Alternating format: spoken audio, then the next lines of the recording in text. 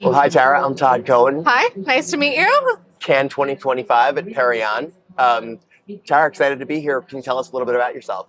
Absolutely. So I'm the global president of dermatological skincare at Galderma. So I oversee iconic brands like Cetaphil skincare, Differin, Benzac, and Elastin skincare. We are the world's largest pure play dermatology leader. So we're based in Switzerland. We're very much a very science solution first clinical medical company. Our CEO was a physician. Wow. So while we're probably going to talk a lot about our relevance driving initiatives, the consumer and the science is really at the heart of everything we do.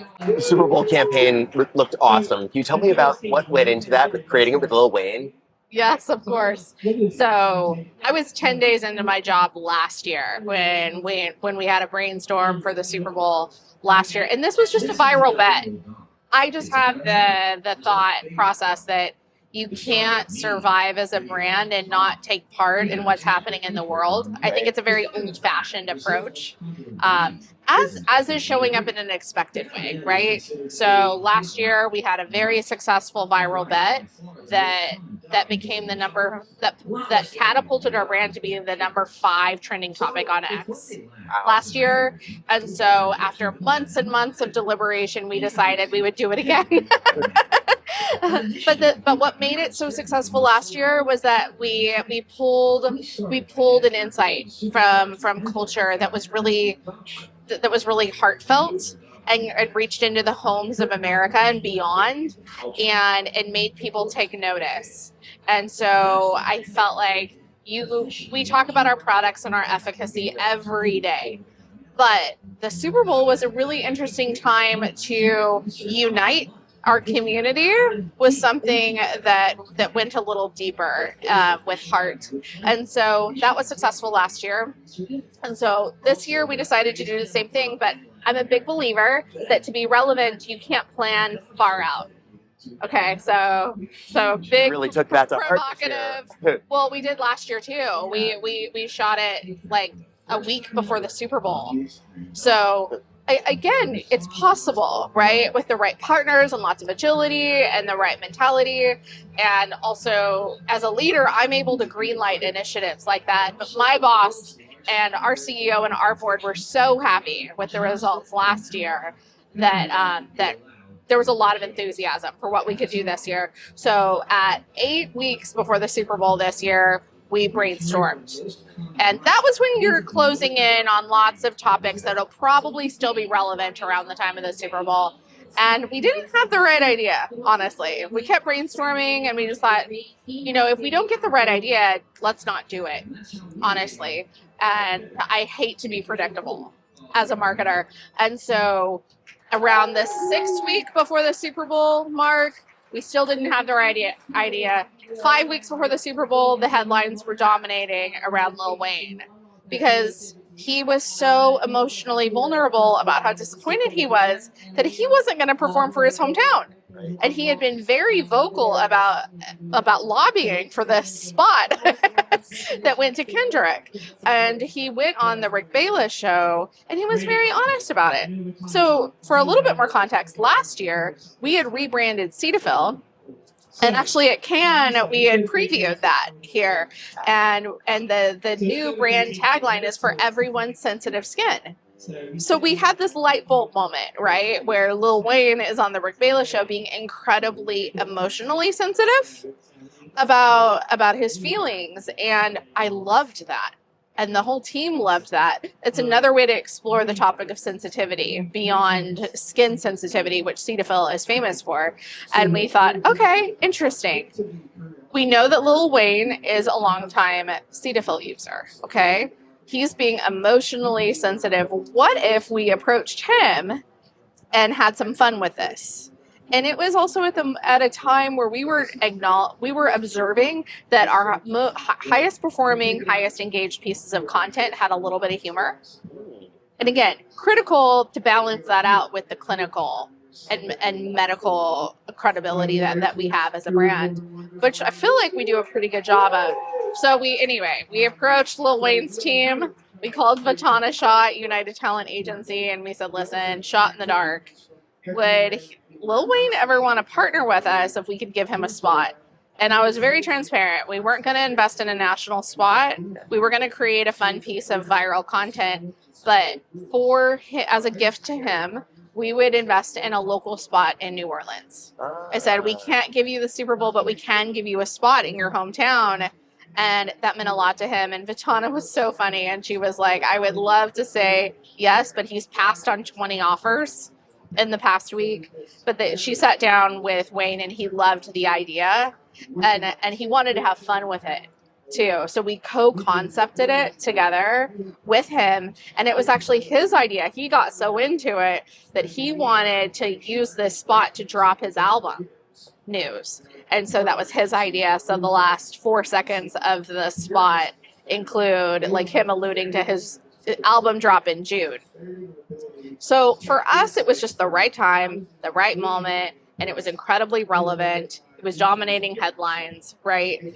And there was a give-get, right? We were able to take part in a relevant conversation in a way that made sense for us. We had Dr. Manib Shah, the world's most followed dermatologist, make a cameo. He happens to be a huge Lil Wayne fan. And so we're being true to our dermatology roots. We're taking part in a culturally relevant conversation. And what was especially interesting about this win was that since our win at the Super Bowl last year, ChatGPT has revolutionized the marketing funnel. And we know that now between 50 and 60% of Gen Zs start their purchasing journey on ChatGPT. Okay, which is wild. Marketers are losing their minds because it's not something that they can control with paid media dollars, right? But what we know is that our strongest influencing power over generative AI is earned media. And so by partnering with Lil Wayne, what we were able to do was dominate 3 different verticals of media. So lifestyle, celebrity, news, culture in the general sense, beauty, obviously, and then music. And so that was phenomenal. This was the first time ever that Rolling Stone had written about Cetaphil. Right. This is a 75-year-old plus brand, right? And as a result, we had the most earned media out of every brand in the United States that didn't have a national spot. And so often I'm asked, okay, well, are you going to go all in and invest in a national spot? The answer is no. And I'm sure our partners at Dentsu are like, shh. But the truth is, you don't need to if you have the right idea. Strategy worked. It worked. Was the insight that drove that the ChatGPT element combined with the sensitive tie-in?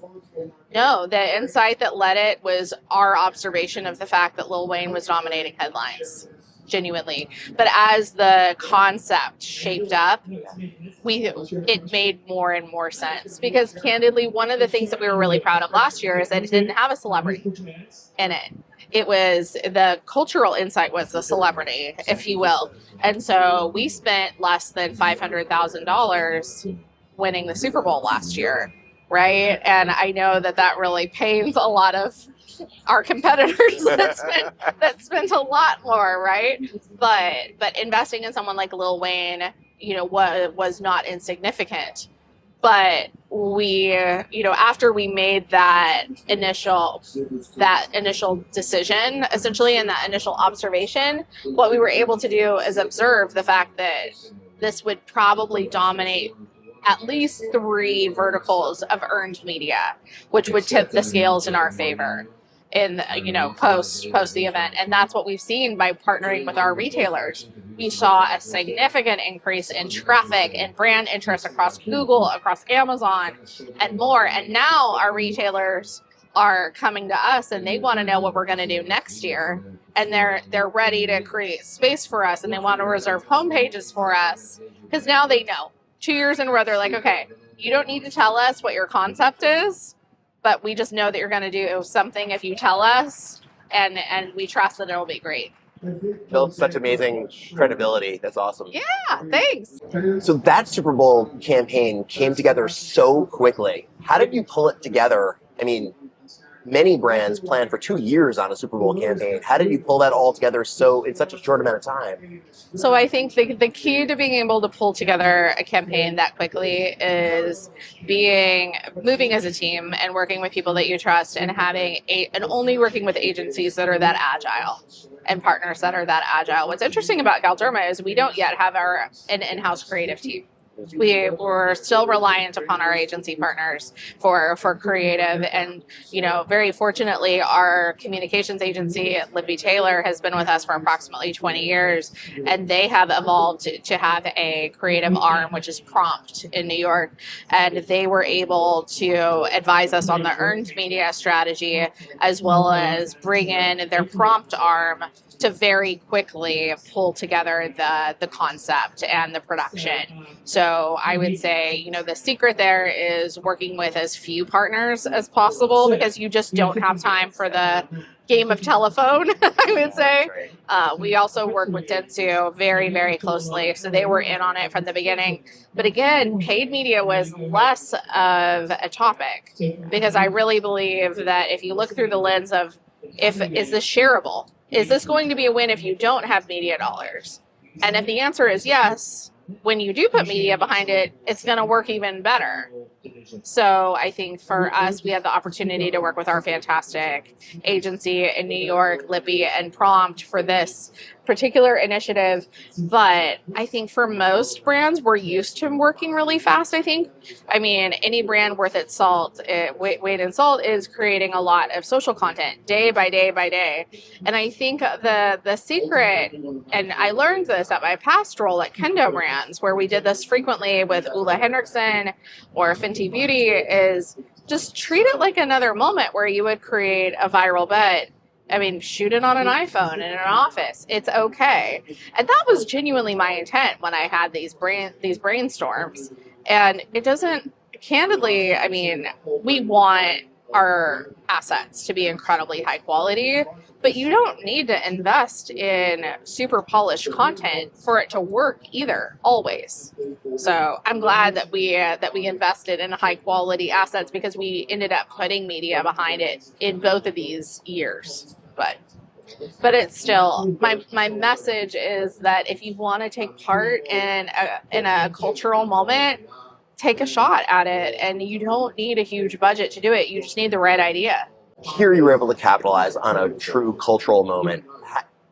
Why is it so important to take advantage of cultural moments in these campaigns? So I think for years and years and years, especially as a skincare brand that is sold at mass retail, it is the traditional approach is to be more expected, to shoot one campaign per year, to create a paid media campaign and pulse it out throughout the year. And it's a tone deaf approach now. It doesn't work. And especially with the rise of the importance of Gen Z and and Gen Alpha's increasing importance of the buying power over like individual homes in terms of how families are spending money, etc. It is so important that we show up where consumers are. So Gen Z, there was a rupture between millennials and Gen Z in the fact that millennials, we grew up with analog media as well as digital media, and we absorb it all, right? But Gen Zs are so social first and so digital first, and they find overt advertising cringe. And so that is enough to make a marketer panic, right? So great. Well, how do you market to Gen Z if they hate advertising? So you have to show up in a way that speaks their language. So for us, we partner with Gen Zs frequently. We have an internal SWAT team of Gen Zs that are made up of friends of the brand, children of our executives, etc., and we do sense checks with them. We ask them, what do you think about this? Because we want everything to land well and not be an interpretation of what we think is cool as an older generation. So I think we have to speak their language. We have to be humorous. We have to be credible. We have to not be too polished and not be trying too hard. And I think ultimately that's the approach that we have to take to win. And they are living online. So all of these moments, whether it is the World Cup or it's the Super Bowl or it's the Olympics, you have to show up. It's you don't have an option to not. And it's not 20 years ago where there's 3 or 4 relevant skincare brands. Now there's 45,000 relevant skincare brands. So it's hard to cut through the noise. Last summer when the Olympics happened, it was a similar situation. We wanted to take part in the Olympics, but of course we didn't have the budget for a title sponsorship for the Olympics. But what we did do is we approached our contacts at Meta in France where the Olympics were happening, and we said, hey, do you have any opportunities for us to partner with you, like on the periphery of the Olympics? And they said, actually, we have an incredible launch party planned at Gigi, which is the hot restaurant in Paris, where it's going to be ground zero for all the creators and athletes. We don't have a beauty sponsor. And so we partnered with them. We brought in our dermatologists. We activated a 360 campaign with French dermatologists talking about how Cetaphil is the French pharmacy beauty secret. And we brought in all our content creators at the Meta Olympics event. And we saw approximately a 75% lift in sales that month in France, which is crazy. And it was a little bit off the cuff, and I'm in no way like recommending that everyone wait until the last minute for opportunities. But sometimes you have to be a little reactive because you might know that you don't have a budget to sponsor the World Cup or Formula One. But you can work on the outside and do your own thing, and money isn't the only form of currency either. You can also work with your content creators to provide relevance, especially if you have an interesting brand. You can also use your footprint as currency as well. I love both of those examples. What have you learned from those, and how do you apply that to the next opportunity, the next Super Bowl, the next Olympics? What lessons do you bring forward with that? So while I'm not a clairvoyant and I don't know what's going to be trending and of equal importance a year from now, what is a huge learning for me is that is I'm really encouraging my teams to trust their gut and to listen to their marketing intuition. We talk a lot about the science part of marketing, but the art of marketing is just as important, if not more important. I actually believe it's more important than the science. The science of marketing can be taught. The art cannot, actually. Controversial take, okay? So I'm encouraging my teams to really nurture and cultivate their intuition with what's creative and ideate more, honestly. And so I think that's one thing that I'm doing immediately. And in the future, I think I don't foresee the importance of earned media fading right now. I think earned media is the key to success.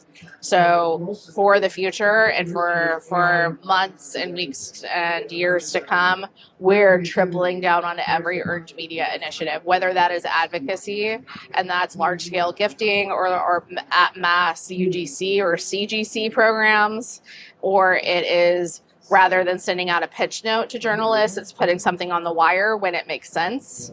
It's fighting for every impression and every mention that ultimately will help tip the scales in your favor when a consumer is searching for a question on ChatGPT. Well, let's leave it there. Such a pleasure meeting you in beautiful Cannes 2025. Thank you. Great meeting you. As well.